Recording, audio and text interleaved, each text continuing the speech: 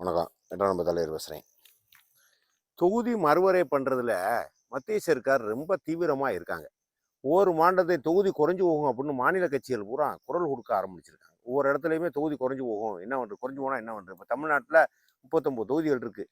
மறுவரை பண்ணால் கிட்டத்தட்ட 32, கிட்டத்தட்ட 6 தொகுதி 7 தொகுதி குறைஞ்சு போகும் அப்படின்னு சொல்ல விட்டு மத்திய சர்க்கார் என்ன சொல்கிறாங்க, தொகுதி உங்களுக்கு குறையாது அப்படின்னு சொல்லி ஒரு உத்தரவாதம் கொடுத்து உங்களுக்கு ஒரு 51 தொகுதி 49 தொகுதி வரைக்கும் உங்களுக்கு வர்றதுக்கு உண்டான வாய்ப்புகள் இருக்குது அப்படின்னு அவங்க சொல்கிறாங்க. இப்படி பல வாரம் ஒவ்வொரு ஸ்டேட்டும் அச்சத்தில் இருக்காங்க. ஒவ்வொரு ஸ்டேட்டு வந்து இல்லை மக்கள் தொகை அடிப்படையில் தான் நம்ம கூட்டுறோம் அப்படின்னு அவங்க சொல்கிறாங்க. ஏன்னா மக்கள் தொகை கணக்கெடுத்து ரொம்ப நாள் ஆச்சு. இப்போ மக்கள் தொகை ஒரு இப்போதைக்கு எடுத்துக்கிட்டிங்கன்னா 15 லட்சத்துக்கு பேருக்கிட்டே ஒரு எம்பியாக இருக்காங்க. 15 லட்சம் பொதுமக்களுக்கு ஒரு எம்பி.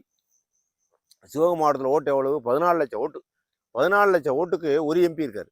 இப்போ அவர் கொடுக்கக்கூடிய ரூபா எவ்வளவு? 5 கோடி 10 கோடி. அவர் எல்லாரையும் பார்க்க முடியுதா? பார்க்க முடியாது. அதனால போரையை பற்றி படுத்துக்கிறாங்க. அது இங்கே வர்ற எம்பி ஊராமே ஒரே இடத்துல டெல்லியிலேயே படுத்துக்கிறாங்க. 14 லட்சம் பேரை நம்ம என்னைக்கு போய் சந்திக்கிறது? இது நமக்கு தேவையா? ஆன்லைனில் பெட்டிஷன் வந்தால் வைப்பாங்க, நான் அவன் படுத்துக்கிறாங்க. ஆக மொத்தத்தில் மக்கள் தொகை கணக்கெடுப்பு மூலம் வச்சாச்சுன்னா நம்ம கூடுதலாக எம்பி கிடைக்கும், 50 எம்பி வரை கிடைக்கும் அப்படின்னு இவங்க சொல்லிக்கிட்டே இருக்காங்க. இதுக்கு இடையில அதுக்கு உண்டான வேலைப்பாடு மக்கள் தொகை கணக்கெடுப்பு நடந்துக்கிட்டே இருக்கு. இந்த வேலை நம்ம ஏற்கனவே நம்ம இயக்கத்தினுடைய கொள்கை, பிரதானமான கொள்கை என்ன சொன்னோம்னா, நாட்டில் 1 லட்சம் ரூபாய்க்கு குறைவானவன் 50% பேர் இருக்கானா இந்தியாவில். 1 லட்சம் ரூபாய் குறைவான சொத்து உள்ளவன் பாருங்க எப்படி இருக்குன்னு பாருங்க. 1 லட்சம் ரூபாய் தான் அவன் சொத்தே இருக்குமா. ஆனால் அவன் கிட்டத்தட்ட 50 கோடி பேர் இருக்கான். 50 கோடி பேர் அவனை என்னைக்கு முன்னேற்றுறது? அவனை என்னைக்கு ரேச அரிசி வாங்கி அவனுக்கு ரேச அரிசியே கொடுத்துக்கிட்டே இருக்கவனே. ஒவ்வொரு நாள் எல்லா நாடுகளும் ஏழைதான் இருக்காங்க. ஆனால் இவ்வளவு ஏழைகள் கிடையாது. நம்ம நாட்டில் தான் ஏழைகள் அதிகமாக இருக்கான். 140 கோடியில் 50 கோடி பேர் ஏறக்குறைய சரிபாதிக்கு மேலே 1 லட்சம் ரூபாய்க்கு கூட சொத்து இல்லையா அவன்கிட்ட. ரொம்ப கம்மியான ஒரு இடத்துல வறுமையான இடத்துல இருக்கான். இவனுக்கு கவர்மெண்ட்டு பள்ளி கல்வித்துறையில் வேலை வாய்ப்புல சாதி ரீதியாக இடஒதுக்கீடு கொடுத்து அங்கேயும் கொஞ்சம் கொஞ்சம் முன்னேறிக்கிட்டே வர்றாங்க. என்ன ஜாதியாக அதுக்கு தக்கன ஒரு இடஒதுக்கீடை கொடுத்து, என்ன வசதி வாய்ப்பு இல்லைன்னா அந்த நீட்டு போன்ற கிராமப்புறங்களில் மாணவர்களுக்கு அரசு பள்ளிக்கூடத்தில் படிக்கக்கூடிய மாணவர்கள் நீட்டு கொடுத்து டாக்டர் ஆகுறது, இப்படி சில வறுமைகளை போய்கிட்டே இருக்காங்க. ஆனால் ஒரு பக்கம் பணக்காரங்க ஆகிட்டே இருக்கு, இன்னொரு பக்கம் ஒரு சைடு ஏழைகள் கூடிக்கிட்டே தான் இருக்காங்க இந்த இந்தியாவை பொறுத்தவரை வரைக்கும்.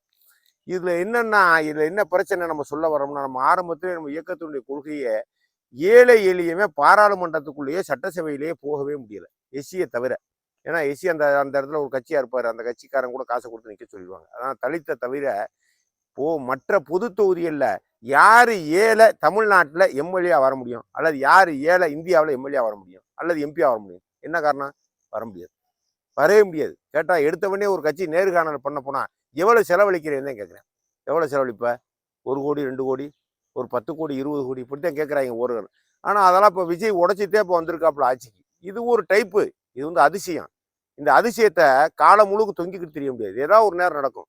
இது 50 வருஷத்துல இப்போ எவ்வளவு அண்ணாதுரை காலத்துல இருந்து இப்போ வரைக்கும் 65 வருஷம் 70 வருஷத்துல இப்போ ஒரு தடவை விஜய்க்கு காட்டியிருக்காரு. ஆனால் இது ரெகுலராக நடக்காது. அதனால இதை வந்து நம்ம எடுத்துக்கிற கூடாது, கணக்கில் எடுத்துக்க கூடாது. விஜயே திருப்பி நின்றாலுமே இந்த சாதாரண எம்எல்ஏ போட முடியாது, அவங்களால ஜெயிக்க முடியாது. என்ன காரணம்?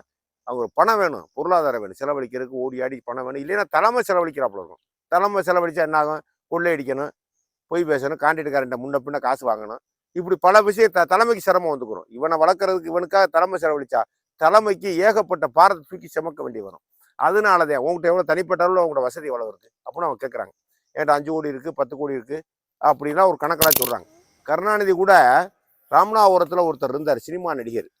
அவர் எம்பி சீட்டு கேட்குறாரு. 2009 நினைக்கிறேன், 2009 எம்பி சீட்டு கேட்குறாரு. எவ்வளோ ரூபா செலவழிப்பீங்க அப்படின்னு ஒவ்வொருத்தரையாக கேட்பாங்க. என்ன சாதி நீங்கள், என்ன படிச்சிருக்கீங்க, என்ன தொழில் பண்ணுறீங்க, அவங்க ஒவ்வொரு கேள்வியாக கேட்பாங்க உட்காந்துட்டு எம்பி தேர்தலில்.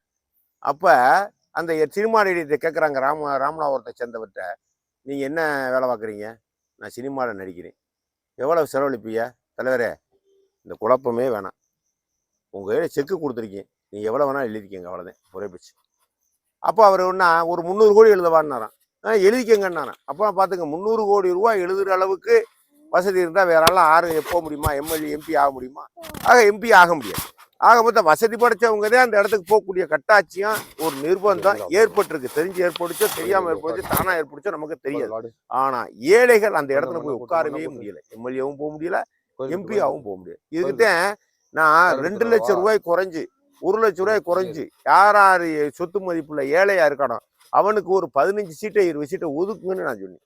ஏன்னா ஏழை வர முடியாது, எம்எல்ஏ போக முடியாது. ஏன் எம்எல்ஏ போக முடியாதுப்பா? இது வரைக்கும் சாதி ரீதியாகத்தான் நீங்கள் கணக்கெடுத்தீங்க.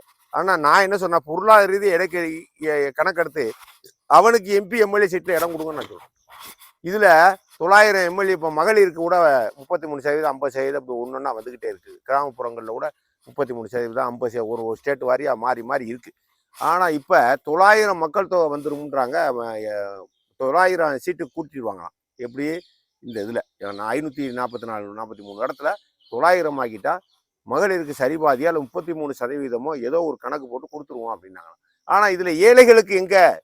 நான் கேட்குறது, ஏழைகளுக்கு சீட்டு வேணும்ல. ஏழைகளுக்கு எம்எல்ஏ ஆகக்கூடிய ஒரு நாடு இந்தியா கிடையாது.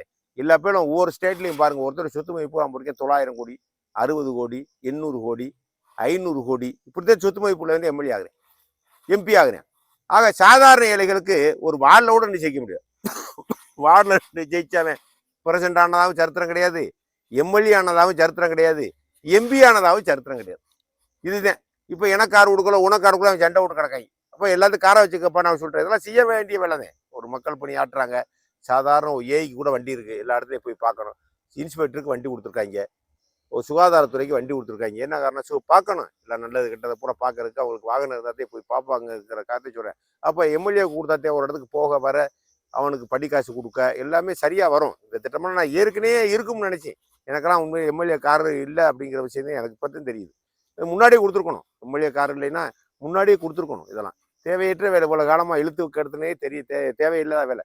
அவன் காசு வாங்கி அங்கிட்ட அந்த குவாரியில் வாங்குறேன், இந்த குவாரியில் வாங்குறேன், காசை வாங்கி வண்டி காரை வாங்கி அது கார் இல்லையுமே அப்புறம் இருக்குமே, அப்படி பல வாரம் அப்படி போய்கிட்டே இருக்கும்.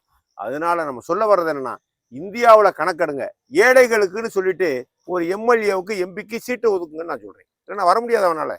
எதுக்கு சும்மா வெட்டியில் ஏழை ஓட்டு போடுறதே லாயப்படுவேன், ஒரு குவார்ட்டரை வாங்கி ஓட்டு போடுவேன். இவ்வளோதான் அவனால் பண்ண முடியும். ஏன்னா 1 லட்சம் ரூபா இல்லையா சொத்து, 50 கோடி பேர் இருக்கானா இந்தியாவில். எவ்வளோ ஆச்சரியமான விஷயம் பாருங்க. வேணா என்னைக்கு எம்எல்ஏ ஆகுறது, இவெல்லாம் என்னைக்கு எம்பி ஆகுறது? இவனா பணம் சம்பாதிக்கிறதுக்குள்ள இவன் செத்து போவேன். அல்லது இவனை தாண்டி பெரிய பெரிய கோடீஸ்வரனா கொடுத்து தலைமைக்கு இருந்தாங்க ஒரு 100 கோடி வச்சுக்க, 200 கோடி வச்சுக்கங்கன்னு சொல்லிட்டு அவன் சீட்டை வாங்கிட்டு அப்பாடு போயிட்டே இருப்பேன். அவன் எம்எல்ஏ ஆகிறானா, தோக்குறானா, ஜெயிக்கிறானா, 2ஆ பட்சம். ஆக மொத்தத்தில் ஒரு கணக்கெடுத்து, இப்போ மக்கள் தொகை கணக்கெடுப்பு போல யார் ஏழைகள் இருக்கான்னு கணக்கெடுங்க. ஏழைகளுக்கு ஒரு குறிப்பிட்ட தொகுதியை ஒதுக்குங்க. இது ஏழைக்கு உண்டான தொகுதி, மானாமதுரை சட்டமன்ற தொகுதி. ஏழைக்கு ஒதுக்கியிருக்காங்களாப்பா. சாதி ரீதியாக இடஒதுக்கீடே வேணாம் தான் நான் சொன்னேன். சாதி ரீதியாக இடஒதுக்கீடே வேண்டாம், தேவையே இல்லைன்னு தான் நான் சொல்லிக்கிட்டே இருக்கேன் ஆரம்பத்துல இருந்தே. சாதி ரீதியாக இடஒதுக்கீடு தூக்கிடுங்க. பொருளாதார ரீதியா யார் ஏழை, உனக்கு சீட்டை கொடு. எந்த கட்சியாக இருந்தாலும் சரிதான், அது ஓம் புரியும். அதனால பொருளாதார ரீதியா யார் நனைஞ்சிருக்காங்களோ அவங்கள எம்பி எம்எல்ஏ பதவிக்கு அவங்கள உருவாக்கணும். சாதாரண கூட்டுறவன், பெருக்கிறவன், வாத்தியாரு, டீச்சரு, வயர் இழுக்கிறவன், இதுக்கெல்லாம் சாதி பார்க்குற. ஏன் எம்எல்ஏவுக்கு பொருளாதாரம் பார்த்தா என்னப்பா இதுக்கெல்லாம் இடஒதுக்கீடு தான் என்ன? ஏழை போனா இங்கே அழிஞ்சுவோமா? ஆக மொத்தத்துல ஏழைக்கு ஒரு குறிப்பிட்ட இடஒதுக்கீடு வேணுங்கிறதே நம்மளுடைய கொள்கை. அந்த கொள்கையை நீங்க ஏற்படுத்தணும், கவர்மெண்ட் தான் ஏற்படுத்தணும். மக்கள் தொகை கணக்கெடுப்போட அதை நிறைவேற்றுறதோட ஏழைக்கு இந்திய அளவுல ஒரு 100 சீட்டோ 50 சீட்டோ ஒதுக்கணும்னு கேட்டுக்கிறேன்.